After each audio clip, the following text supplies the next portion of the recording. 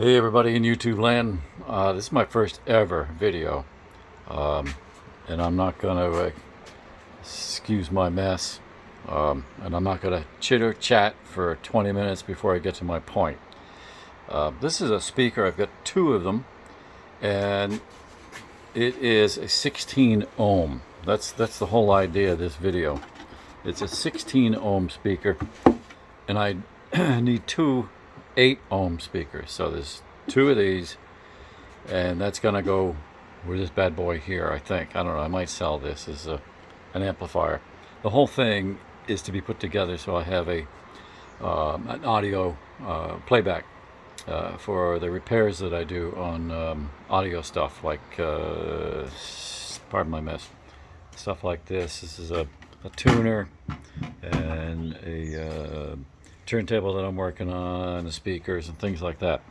But the main point, as I said, is just to show the newbies like me how to turn a 16 ohm speaker, I think it says on there, yeah, it says 16 ohm right there, into 8 ohm. This is going to be an 8 ohm speaker along with its mate. It's going to be 8 ohm because that is what this puts out as an amplifier, and most tuners and amplifiers are 8 ohm. I mean, you can run 16, but you have to have two 8 ohm loads first and then two 16s in the back. But I'm going to just do the traditional 8 ohm, and I'm going to show you how to do that.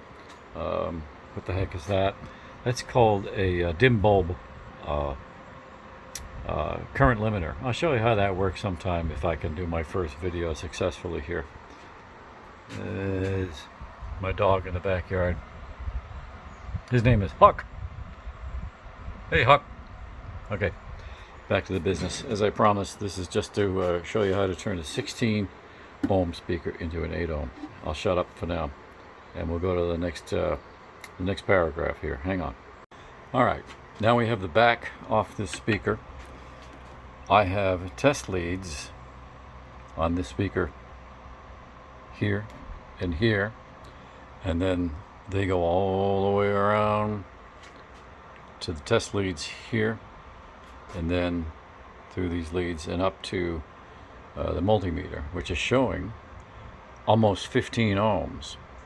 Now, I know I said that this is a 16 ohm load, see it says it right there. It's just you have to account for the resistance and all this cabling that it takes to get from the speaker and up to the ohm meter. Okay, so I want you to see something. I bought some 8 ohm resistors. So when you tie two 8 ohm resistors together, you get 16 ohms. Right? Right. Right now this meter is measuring, as I had just mentioned, across the speaker leads, which gives us, let's call it 16 ohm. But what I've done is I put two 8 ohm resistors in parallel. Now you watch, hope I don't lose this now. Watch what happens here. When we put the two resistors in parallel, we get 8 ohms. So that's what we have to do. We have to connect these two 8 ohm resistors at 16 ohm across the speaker leads in parallel. I'll let go of them now. See, we're back to 16 ohm. Now don't forget, as I said earlier, it's not measuring 16 ohm because we have a lot of resistance in these cables here, right? All right. So what we need to do is solder those two 8 ohm resistors in parallel. Let me get my pointer here. We have to solder them in parallel, which means from here to here. In series, that means they'd be going this way. In parallel, they're going this way. All right? Okay, let's do that. Okay, so what we've done here is we've put those two 8 ohm resistors in parallel. Those two 8 ohm resistors become 16 ohm. Now, there's tin foil. Hold my camera here properly. There's tin foil there. I just did that when I soldered this joint here. Any solder that might have dripped wouldn't drip into the speaker cone. You don't want to ruin that paper right there that's underneath it.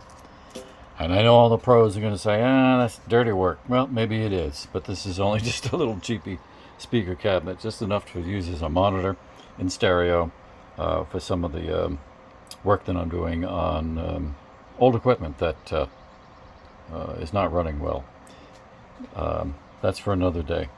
I did point out that capacitor to you at one time, and in case you didn't know, the reason why that's a capacitor there, it's only 1 microfarad. I can't read the voltage. I think it was at 50 volts.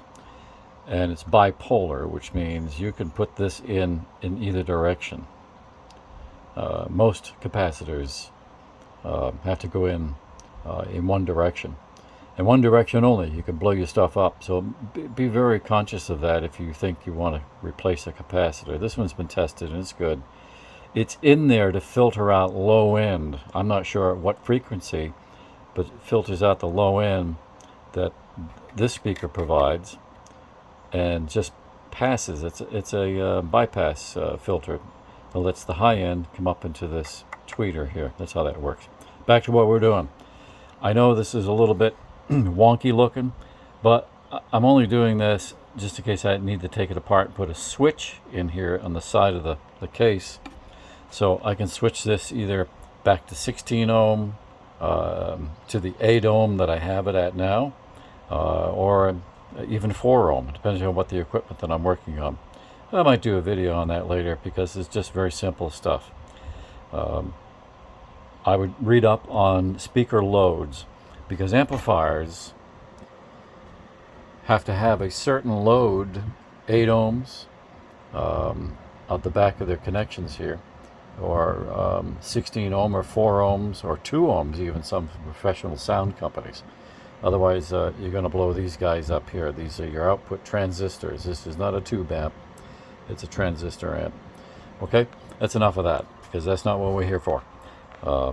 I'm going to put the tester on this to see if I actually do get 8 ohms between these two leads, and we'll see what we can get from there. Okay, here we are with loads of fun on getting speakers to connect the right load to an amplifier that wants 8 ohms as a load for left and right speakers. What we did was we put those two 8 ohm resistors together to make 16 ohm, because this is a 16 ohm load, and when you do that, you're cutting it down in half, making an 8 ohm load. And I have my test clips here together up on the meter, and you can see we're pretty much dead on to 8 ohms, and that's going to be good for me for when I start working on amplifiers that want an 8 ohm load for speaker output. Now, as I had mentioned, I think I'll probably at some point put a switch on these little boxes, maybe on the side or on the top, so I can unhook those resistors and go back to 16 ohm, or I might even add more resistors so I can knock it down to 4 if I had to. Alright, so that's going to do it for now. I hope I wasn't too confusing for you, but this is simple work. So when you find an amplifier at a thrift store and you look on the back of the amplifier and it says 8 ohm load, and you got speakers that don't say they're 8 ohm and they say they're 16, you can make them 8. Alright, I know this is a cruddy video. It's my first time. Thanks for watching anyways. Hope I didn't babble too much. Enjoy, be safe.